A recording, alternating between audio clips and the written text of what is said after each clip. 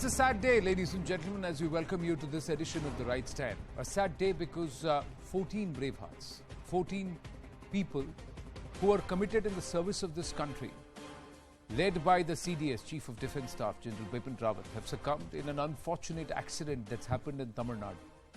General Bipin Rawat is somebody who's not only the first CDS of this country, but a decorated officer who was committed in overhauling and completely turning around the way the Indian armed forces function, making it more stable, more able, more stronger, so that India as a nation would be secure.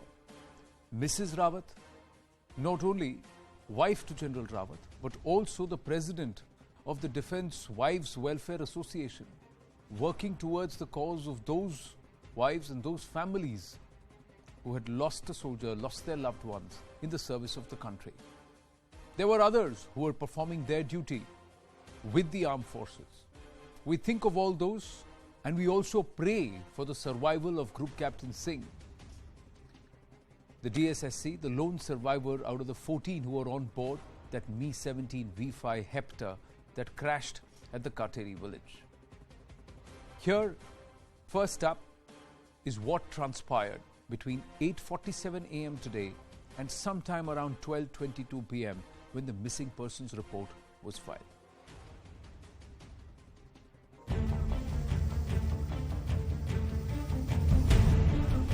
It's a helicopter crash that has shaken the armed forces to its very core.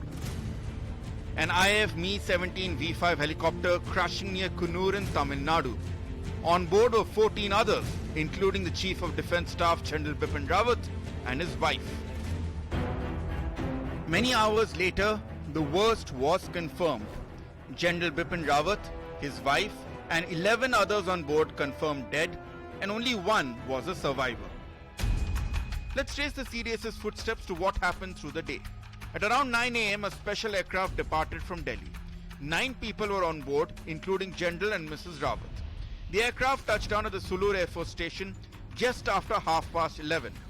5 crew members then accompanied the existing 9 on board a Mi-17 V5 helicopter as they departed for Wellington 15 minutes later. Just 35 minutes and 94 kilometers of air travel later, the accident took place at Nanchapa Chataram in the Kateri area. The victims were 16 kilometers away from their destination, an air ride of just 5 minutes. plane helicopter அப்படி வந்துச்சு ஒரே sound கருகுமுன்னு sound வந்த உடனே கீழே ஒரு மரத்துல அடிபட்டு வரையிலேயே நெருப்புல வந்துச்சு நெருப்புல வந்த உடனே இங்க ஒரு பெரிய மரம் இருக்கு அந்த மரத்துல வந்து அடிபட்ட உடனே கீழே அப்படியே தட்டார்னு விழுந்த உடனே புகை காட்டேரி லாஸ் ஃபால்ஸ்க்கு மேல அரசு தோட்டக்கலை பண்ணை அங்க வந்து வண்டி மரத்துல அடிச்சு கீழே விழுந்திருக்குங்க கீழே விழுந்த உடனே தீ பிடிச்சிருக்கு பக்கத்துல இருந்த வீட்டு இருக்கவங்க அதை பார்த்து அலறி அடிச்சு எல்லாருமே ஓடி இருக்காங்க ஏன்னா யாருமே பக்கத்துக்கு போக முடியாது தீ பிடிச்சினா ஏதாவது வெடிச்சிருமோ நினைச்சிட்டு பயந்துட்டு எல்லாருமே ஓடி இருக்காங்க பக்கத்துல தண்ணி இல்லை அது கொஞ்ச நேரத்தில் எல்லாருமே வந்துட்டாங்க அமைக்கிறதுக்கு எல்லாருமே ஆபீசருங்க சம்பந்தப்பட்ட அதிகாரிகள் எல்லாருமே வந்துட்டாங்க. In Delhi there was shockwaves. The army chief rushed back from his station in Mao in Madhya Pradesh. He briefed the defense minister in Delhi. Both of them visited the house of General Rawat to console his family.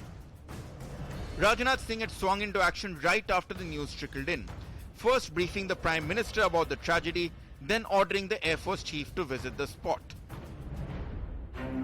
The Prime Minister too responded with an emergency cabinet meeting on security at 6:30 p.m. The Raksha Mantri is supposed to give a statement in Parliament on Thursday. For now, the nation is in mourning. Ritangshu Bhattacharya for CNN News 18. A list of those who are on board, we've been able to get access and understand that there were 14 ladies and gentlemen on board. 13 succumbed, 1 survivor. We have the names and details of 11 people and we'll share that with you right at the top. General Bipin Rawat, Chief of Defence Staff, was on board. Mrs. Madhulika Rawat, President of the DWWA, was on board. Brigadier L.S. Lidder, he's the DA to the CDS, the point person to the CDS. He was there. A lot of our members in the fraternity know Brigadier Lidder very personally, very closely, because they used to liaise with him, speak with him regularly. Lieutenant Colonel Harinder Singh is the SO to the CDS. He was also on board. Naik Gursevak Singh, Naik Jitendra Kumar, Lance Naik Vivek Kumar, Lance Naik B. Sai Teja. They were all the personal security officers. Havaldar Satpal was also with the personal security detail. He was also on board. All of them have succumbed. Pilot Wing Commander Prithvi S. Chauhan has also succumbed. So these are the 11 names of those who have succumbed. 10 names, and then the 11th name that we have out of the 14, which we will share with you, is the lone survivor, as confirmed by the Indian Air Force, is Group Captain Varun Singh. Group Captain Varun Singh is the directing staff at the DSSC, and he is currently with injuries, and he's in the under treatment at the military hospital at Wellington. Let's pray for his well-being and his full speedy recovery. It's a tragic turn of events, and perhaps Group Captain Varun Singh is the one person who can tell us what happened. What happened that a Mi-17 V5 Hepter on board carrying 14 people, including General Bipin Rawat, crashed into a tree and then was all ablaze. Into smithereens, breaking into smithereens, and with it crashing and with it burning, it also took away 13 of India's children and our brave hearts, including General Bipin Rawat. These are the details. Now, quickly to tell you who is General Bipin Rawat, our CDS, the former army chief, but he was also awarded the Sword of Honor at the IMA in Dehradun. Decorated officer, Param Vishisht Seva Medal, Ati Vishisht Seva Medal, Vishisht Seva Medal. He's been 1978. He was commissioned to the Indian Army in the 11th Gorkha Rifles. December 2016, he was appointed the 27th Chief of the Army Staff. Jan 2020, he was appointed India's first Chief of Defence Staff. He was the principal military advisor to the Raksha Mantri on tri-services matters, and he formulated the overall defence acquisition plan for the three services. He was somebody who wanted to make the armed forces far more integrated, leaner, meaner, stronger. That was his focus. He was talking about the integrated battle commands and the theatres. Veteran of the counter-insurgency warfare, he served in the toughest of the terrains, northern and the eastern commands. He commanded battalions along the line of actual control and also in the Kashmir Valley. He had a key role in planning of the 2016 surgical strikes.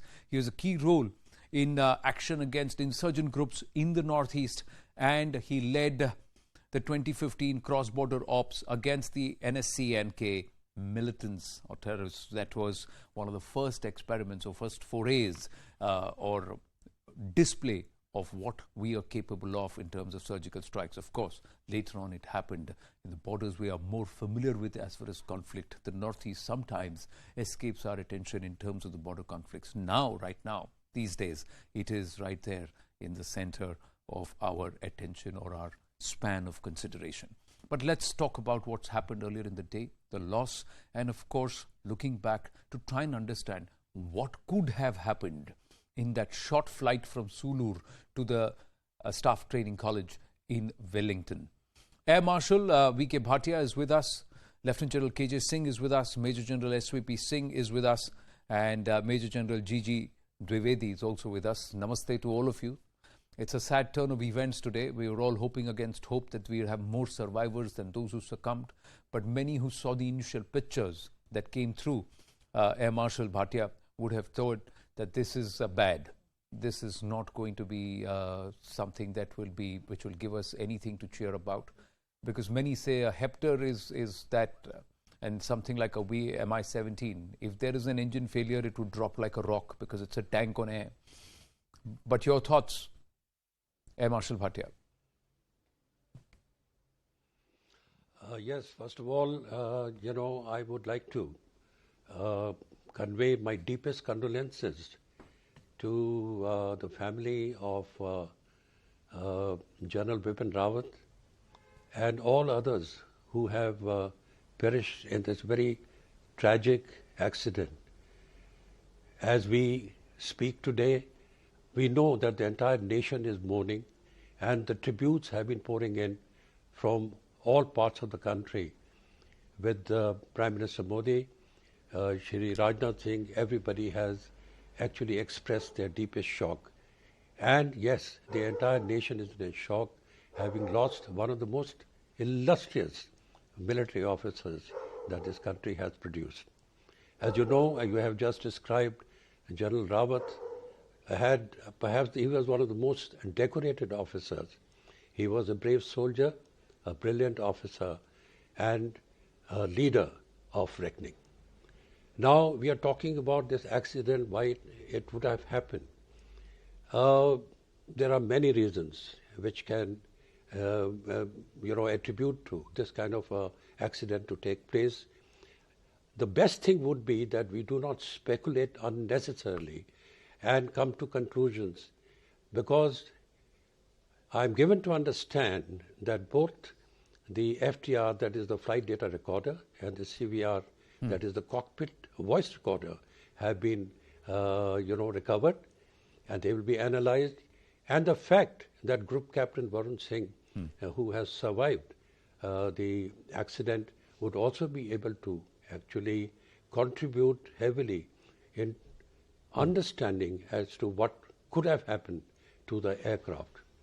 I would like to mention here that personally I have flown in Mi-8 helicopters on that particular route, landing at Wellington helipad, which is situated in a bowl, on a fairway of a golf course of the Wellington Club.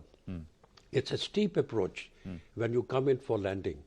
Now, weather-wise, we have been told that weather was okay, so that was not a problem.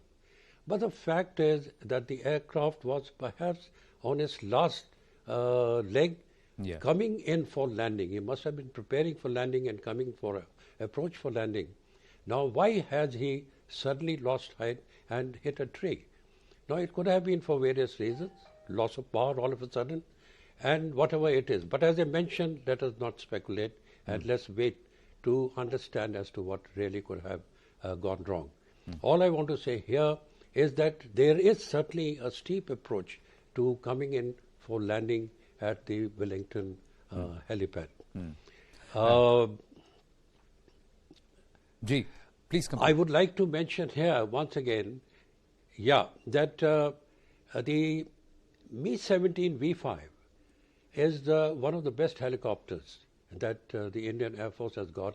It is actually the best derivative, which started from Mi-8, Mi-17, Mi-17 1V, and now the Mi-17 V5. It has got powerful engines. It has robust airframe, and as been mentioned earlier, that the aircraft actually can withstand a lot of shock. But when you look at the accident site and the way the aircraft has disintegrated, it appears that it must have impacted the ground at a high speed, and that is why even the shock-proof fuel tanks must have burst and immediately exploded, and the entire accident site was engulfed in fire. And that is what has caused most of the tragic deaths which have occurred during this accident. Well, Air Marshal, we will talk about the Mi-17 in detail in just a bit. Let me just get the opening thoughts from our other guests, and then I'll come back to you, sir, because this is to understand and to explain to our viewers that this is not a chopper that is susceptible, that's vulnerable. It can take a certain level of fire, impact, crash, impact too, and still safeguard the passengers. But for something like this to happen, and also we'll try and marry it with what the eyewitnesses on ground are saying, and then get your opinion. I'll come back to you, sir, in just a bit. I just want to ask Lieutenant General K.J. Singh, this must be very close to you, this loss. Anand General Bipin Rawat was my junior in NDA. We did high command course together, and we served on appointments, parallel appointments alongside. And as I went along in my career, he was my junior, but I started developing respect for him. Great amount of respect for him. Higher command, we spent 1 year every day. We used to go for a walk for about 1.5 hours. He was a keen learner. He didn't know too much about mechanized operations at that stage. So he would bombard me with questions and try and get the feel of everything. Only on 29th of October, we were together. And he was so passionately speaking about the theater commands, jointness, and his vision. So and about the welfare of veterans also, and Atmanirbhar thing, because he had come to Terminal Ballistic Research Lab. So, Anand, I would through you like to say the best tribute we can pay to our departed general, who was such an illustrious general, self-made, and Madhulika, is to fulfill their dreams. All of us must work towards completing this dream about theatre commands, about jointness, Atmanirbhar in defense technology, and the welfare of veterans. With so passionately they were speaking about, everything is fresh in my mind. It happened on 29th October, and I feel as if they're part of our family, because my wife Anita was, every day they were in touch with Madhulika, who was one of the finest persons, very simple, grounded, down to earth. So we've lost a great soldier, a great couple, and I would sincerely pray for peace to departed soul, condolence to family, the two wonderful daughters, their grandchild, and also I would like to, through all of you, let's all put our shoulders together and fulfill their dreams. That is the tribute we must pay to General and Mrs. Bipin Rawat. True, 12 families and the next of kin will be in mourning today. There will be a 13th family which will be very, very worried, and our prayers with them for a speedy recovery of Group Captain Varun Singh. That is something which we'll continue to keep saying again and again, because it is collective prayers that can help Group Captain Varun Singh recover and also come back to full health. That's what we can hope and pray for, because the impact, the visuals were very disturbing, ladies and gentlemen. There are a lot of portions of the visuals that we've withheld from broadcast because they're very disturbing. But it only points to something, that something went wrong. This aircraft or this Hepter did not crash land. It crashed. It just banged into a tree. That's what witnesses are also saying. We'll play out the eyewitness reactions in just a bit. Let me just bring in Major General SVP Singh and Major General G.G. Dwivedi for a quick comment before we move forward and talk a little more about the Hepter and what happened there. Major General SVP Singh, General Bipin Rawat had this vision, and he was somebody who was the first, India's first CDS, something which we've been asking for a long time. He was also somebody who did not hold back. He said, he spoke his mind, and sometimes he ruffled a few feathers. He did also rub people the wrong way. His comments about the Air Force and its role did not go down well with a lot of people within the Air Force. But his intent was always Bharat. His intent was always that it has to be integrated and everybody has to work collectively. He also was a strong champion of mechanizing our armed forces and also trying to build our own stable rather than depend on other nations for supplies. Yes, Anand, you said it all. Well, I will describe General Rawat, but at the first instance, my heartfelt condolences to his daughters and to also the other who have perished in this, to their families, my heartfelt condolences. Well, I would describe General Bipin Rawat as a soldier statesman extraordinary. He was a man with a mission. He saw the macro vision on a larger canvas. And he was one of the generals who had in him, he had in his cerebral self, the geopolitical, the global vision. And by so doing, he inducted many reforms. Firstly, as the army chief, at the army headquarters level, and they were all aimed towards the strategic aspect. And as he rose to be the chief of defense staff, he put into the wheel to move as fast as it could. It was as if he was moving on a tearaway calendar for his tenure. The theaterization, which I think was a pet project with him, has moved at such a swift pace, because when it was spoken about, it was felt it will not come through. But by the month of April, May, we are expecting that this will be debated in its final form. Now, that is General Rawat. And he got a number of other reforms which have not been spoken about much.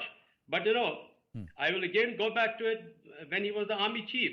the integrated battle group concept which he has enunciated.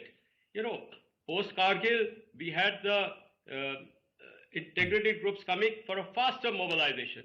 But in this, integrated battle groups was optimization of fighting on the battlefront, which is, I think, a great achievement as it will come about. He also had reforms for our all ranks, getting them an equivalent status. I can just spell out. Okay, you see, the brigadier's rank doesn't have an equivalence in the civil administration. So he had come out with a very good thought. Do away with the rank of brigadier and have major generals as integrated battle group commanders. Now, this was his vision. He was putting equivalence for the status of his own officers and as chief of defense for all ranks. So General Rawat, his achievements have been no less. You have described his tenures, but I would like to tell you that not only in the north and the east, he was also the brigade commander in Congo with the UN peacekeeping force, where he excelled himself. When he was commander of the 5th sector in Kashmir Valley, there was an operation, I do not recall the name of the hotel, but there was a siege laid, and he himself personally directed that operation to its success. Now, that was a General Rawat, man on the ground, be it a junior battalion commander or a higher field commander. He had it in him in every possible way. It's a great loss for the armed forces. We have lost our highest ranking officer. It's a great loss for the nation. And I'm sure the way he articulated himself in the government circles at the highest level with the Prime Minister and the Defense Minister, he will be missed very dearly in the coming days. True. In the coming days, he'll be missed very dearly. And I will again repeat, a soldier statesman extraordinary. Yes, and he had a vision of how and who a soldier should be and what our armed forces should be. So he had talked about Naam, Nishan, Izzat, and these attributes which are going to be, which are what we need to strive for and we as soldiers would need to work for. That was his message. And he wanted every citizen to be a soldier, not just those who are in the armed forces. But his vision, his belief was that everybody in our country, every Indian citizen had a role to play towards ensuring that Bharat and all Bharatiya were safe. That was his larger vision too, and that's why he commanded so much of respect, and youngsters loved to listen to him, and he was great in articulating his thoughts. But the other aspect is that even someone like Madhulika Rawatji, she's also done a lot with the Army Wives Welfare Association and now with the Defence Wives Welfare Association. All the others who we have lost today, they were all soldiers of this country who were doing their duty, and they were very, very good at what they did. But as we speak, General Dwivedi, before I go back to Air Marshal Bhatia, General Dwivedi, there is a meeting that's happening right now, which is continuing. It's a very, very long one with the NSA Ajit Doval, Home Minister Amit Shah, and Prime Minister Narendra Modi at 7 Lok Kalyan Marg. This meeting has been going on for a while, and this meeting is still on. That's what Payal Mehta has just told us, that the meeting is still going on. And we are also given to understand that the Raksha Mantri will make a statement in the Lok Sabha around 11:15 a.m. tomorrow, and he will apprise the upper house, that's Rajya Sabha, sometime around 12 noon. Once again, Payal Mehta getting these details. So that itself shows how important a cog in the wheel as far as our defense and security establishment and our strategic thinking General Rawat was. Because he was leading, and as Major General SVP Singh was saying, General Dwivedi, that he was championing a complete overhaul and also perhaps the roadmap, the blueprint of how our armed forces would function and how they would be going forward in the next decade, perhaps.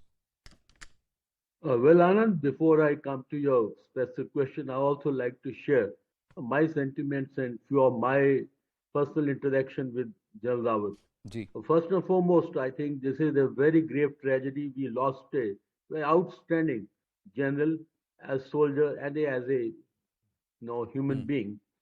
And this tragedy only follows the one we had on 22nd November 1963, in 25 division when we lost General Daulat Singh, General Bikram Singh, and General Nanavati.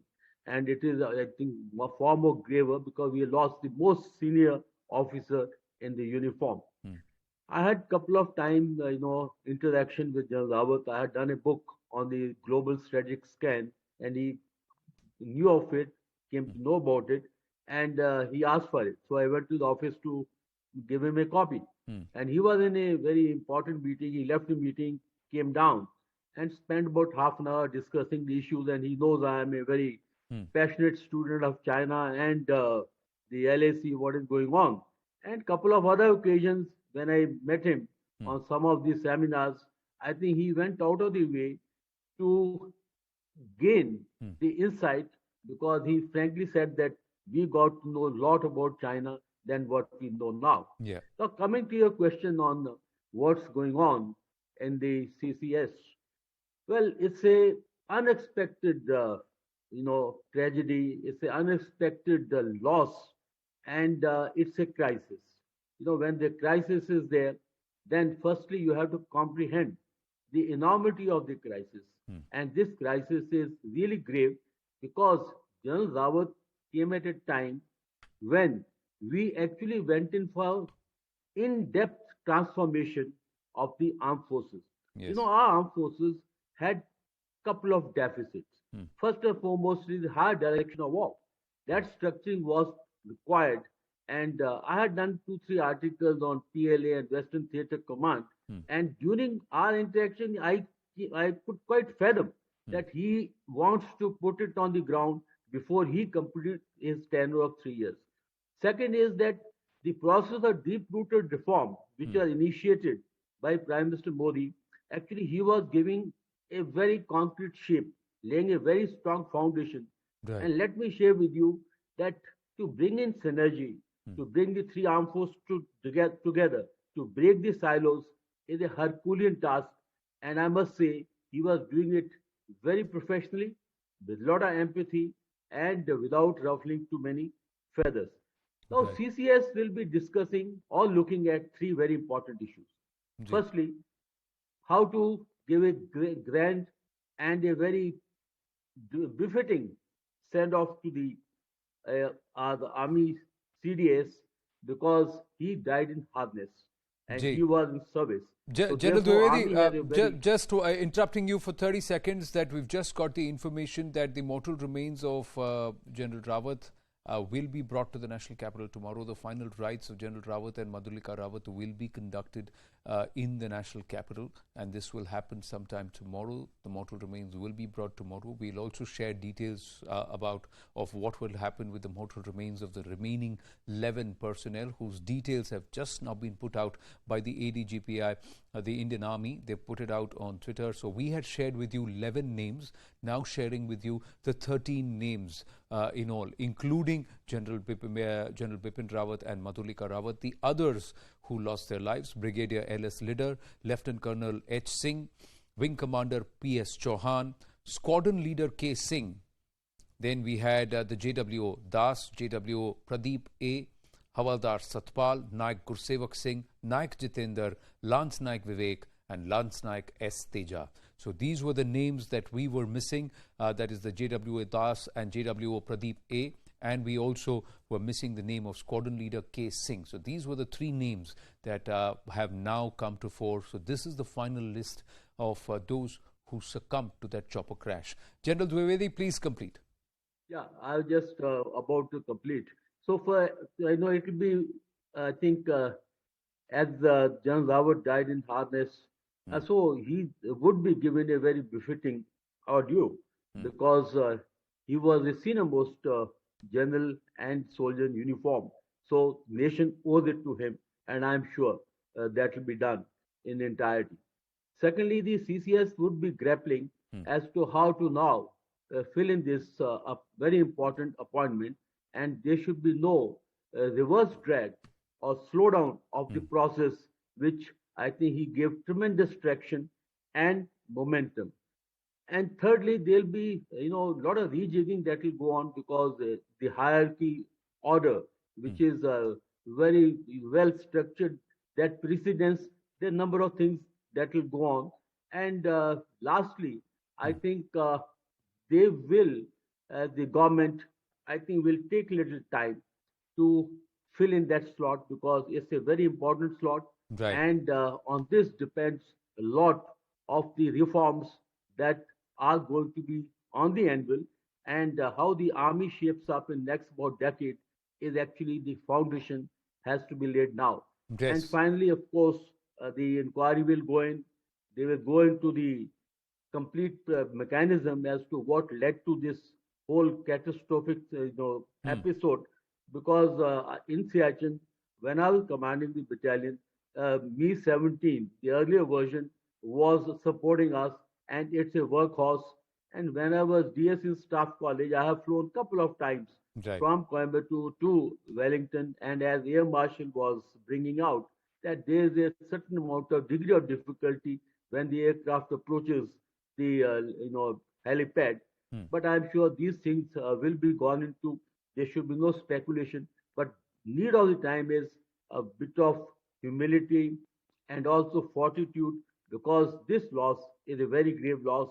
Not only we have lost General Rawat, but we also lost other 11 brave hearts who died on the line of duty. Ji, very rightly said. And going back to turn the spotlight back on the Me-17 V5, but Prime Minister Narendra Modi has also said, as India's first CDS, General Rawat worked on diverse aspects relating to our armed forces, including defense reforms. He brought with him a rich experience of serving in the army. India will never forget his exceptional service. So before I swing back to Air Marshal Bhatia and try and understand the Me-17 in a little bit more detail, this is what we've been able to put together for our viewers, and Air Marshal Bhatia can take it forward. The Me-17 V5 is an iconic chopper. It is used for VIP movement, including Prime Minister and Presidents. The Army helicopter category, it's a substantial and effective firepower that it has. It can also carry an enhanced payload carrying capability it has at higher altitudes, and that's why it's preferred. It's a state-of-the-art avionics and onboard navigation system, has onboard weather radar, state-of-the-art autopilot, and has operated in tough terrains, including Siachen. So this is an aircraft which has, and as Air Marshal Bhatia was saying, has the ability to withstand shock. Its rotors are capable of taking bullet fire, and it can crash land and still withstand impact. Even its fuel tank is specially encased so that it can withstand impact and it would not explode. But all of that has happened today.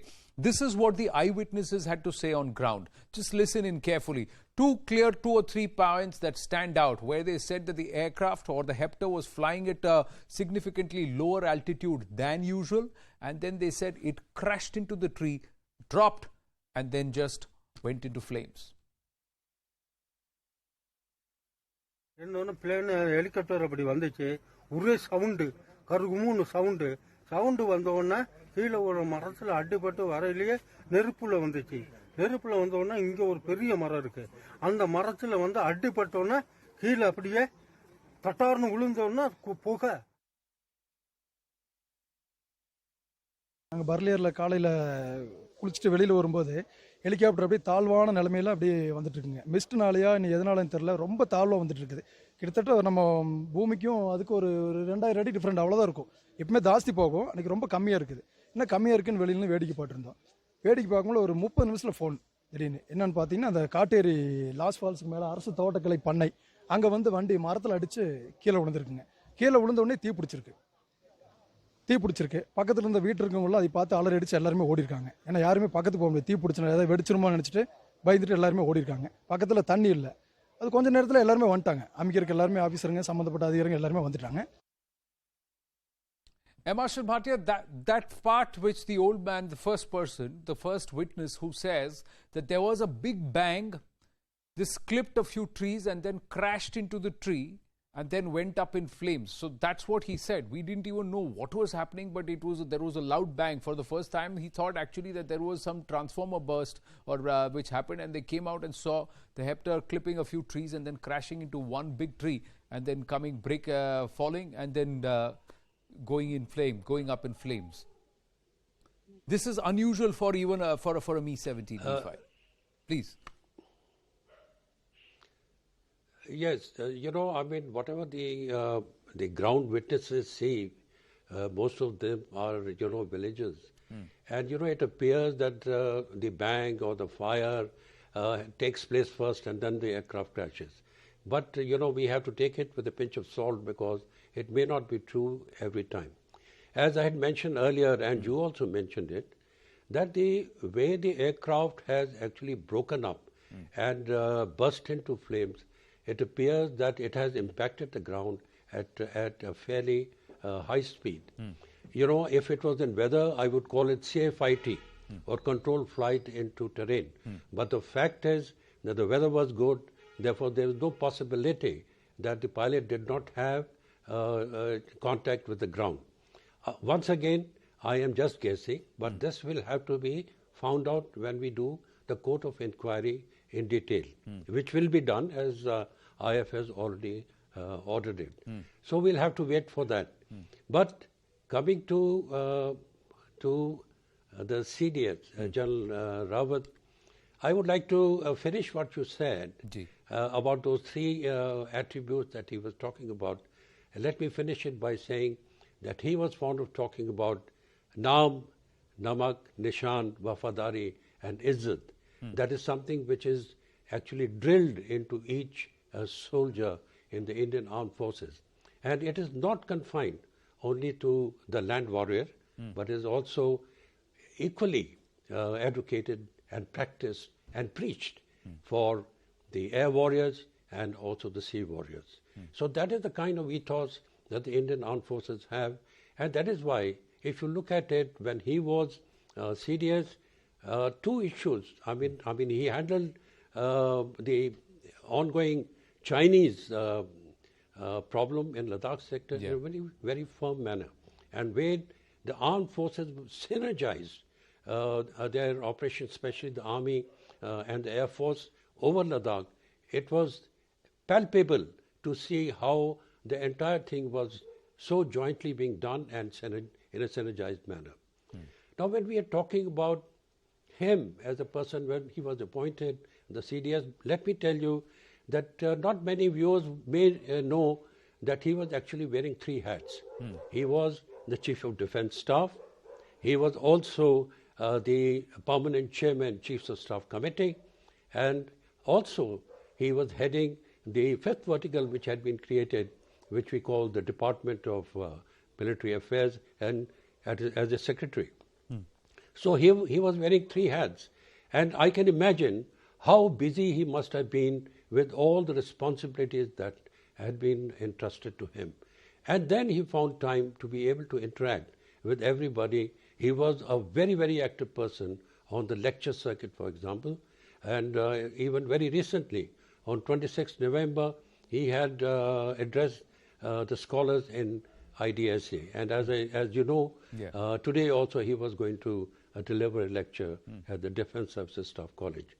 Now, when we are talking about the mandate that was given to him, one was the Atmanirbharta, the other one was to prompt or bring about greater jointness amongst the armed forces. But yes, we will say that whatever is happening in terms of jointness is a work in progress. We need to debate much more on this. For example, the creation of Air Defence Command, how it is going to affect the overall, let's say, operations. We are talking about the theatre commands, whether it is, it should be pursued immediately, or keeping in view the present circumstances which are happening on our border, whether we can spend some more time in taking the final decisions. That is very, very important. What is very important is to bring about the jointness and synergy, which actually was exhibited in its best form during 1971 war, when the Chiefs of Staff Committee headed by Manekshaw, General Manekshaw, with the two other chiefs, had conducted the 71 war in a very, very synergized and joint manner with fantastic victory, which actually was obtained by the country and the creation of Bangladesh. As a matter of fact, we are into 50th year of that, and we are celebrating that. So the emphasis is on jointness and synergy. And how we're going to do it, we need to debate it, and we need to actually war game it also before we come to any hasty decisions. So True. that is what is going to happen. True, but now I'm quite sure. You know, Jay, please complete. let me just finish. As we were saying, that the show must go on. You know, even though it's a very tragic event, and I'm sure the CCS is huddled to actually find perhaps a successor to the departed CDS. You know, in the Air Force, when we used to have a fatal accident, I remember the entire squadron used to get airborne. And similarly, as we said, even in war, if the commanding officer loses his life in battle, it is somebody else, number two, steps into it immediately. So we will get a new CDS, and we need to take this jointness further, but in a very systematic and rational manner. True, there will be differences. So there will be differences of opinion, there will be differences on how to go about it, but the fact of the matter is that there is a collective opinion that we have to move towards integration and a greater feeling of jointness, because that's the need of the hour today. And let me take this forward with Lieutenant General KJ Singh and with our other guests, because these are some of the Major General SVP Singh and Major General G.G. Dwivedi. I'll go across to them, but quickly, just to put out for our viewers what General Bipin Rawat had as a military vision and what he called. He called out China as the adversary. He called a spade a spade. That is something which is very, very intriguing and engaging, because he was one of the first to openly call out China as the adversary. He said it's not Pakistan, but it's China which is a bigger threat to India. That's what he said. He said we are prepared for any misadventure by our adversary, ready to stand there and talk tough, not a diplomatic language, but a soldier's language, and in the right tone and tenor. India ready for a two-front war. That's the confidence that he tried to exude, saying we are ready. On Pakistan, he said, let them try anything. Political will is there. Our forces are ready. Very, very critical, important for our forces to have that kind of political will backing them, have to be prepared for future generation wars, drone warfare. We reserve the right to respond at a time or place of our choosing and manner. And most importantly, on theatre command, he said, we need an integrated defense system, integrated theatre commands. India must have one agency for airspace management. Integrate yet ensure autonomy.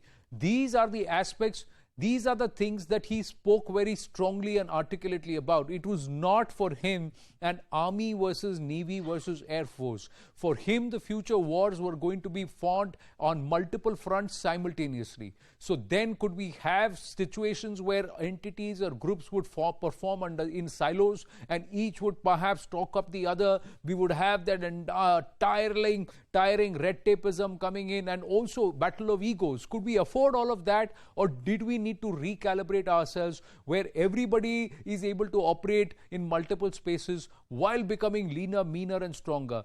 Everybody has the autonomy, but also works under a collectivified, unified structure. General KJ Singh, this has been a point of debate, Lieutenant General KJ Singh, for a lot of people, because not many agreed with General Bipin Rawat's point of view. They said this has to be discussed, this has to be thought over. You can't rush through as far as an integrated command.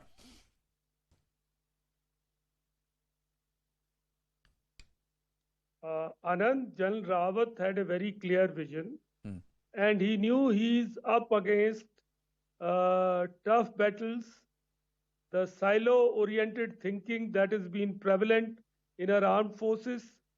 Despite whatever we might say, we have been paying some kind of lip service to jointness.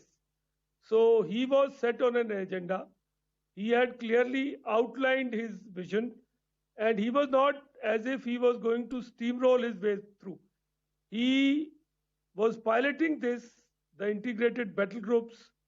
He had recently got this tested in exercise Dakshin Shakti, and he had given ample time, and he had given out his clear vision.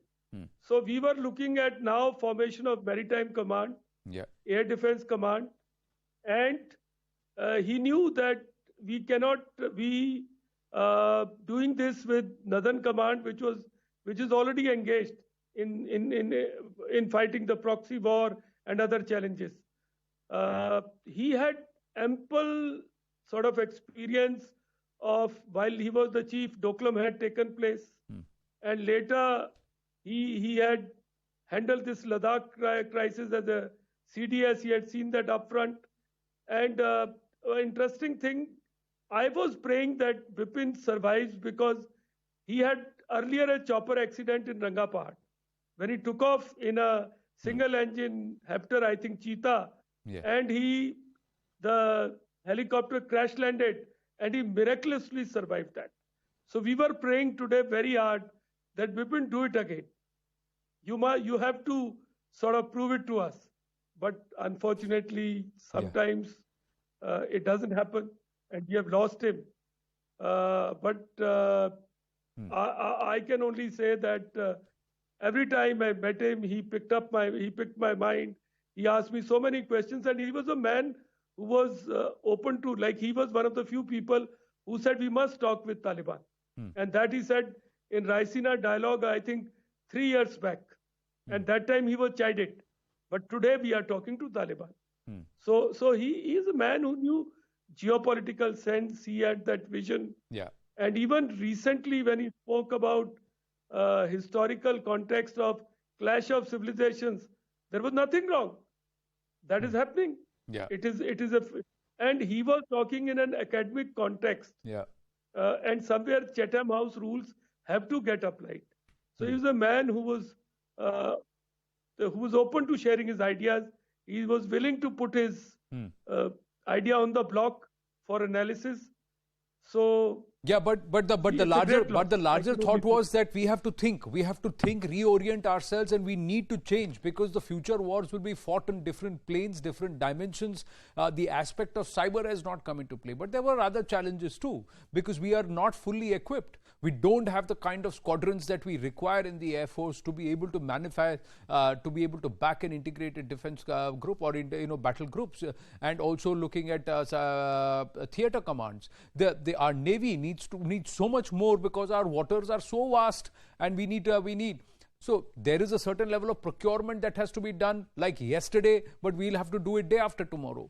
But overall, did he push the conversation? Did he now change and shift the dynamic? Has he been able to, by the dint of his work, and is he leaving behind, he's gone too soon? But with him, does that vision go away? Or has he set a blueprint in place, Major General Dwivedi, which perhaps would be the utmost best tribute that now the chiefs come together, the various wings, units of our defense mechanism, security establishment come together and ensure that this is the best tribute that we can give it to him. That the vision, the blueprint that he had laid out, we actually implement it. We make it happen.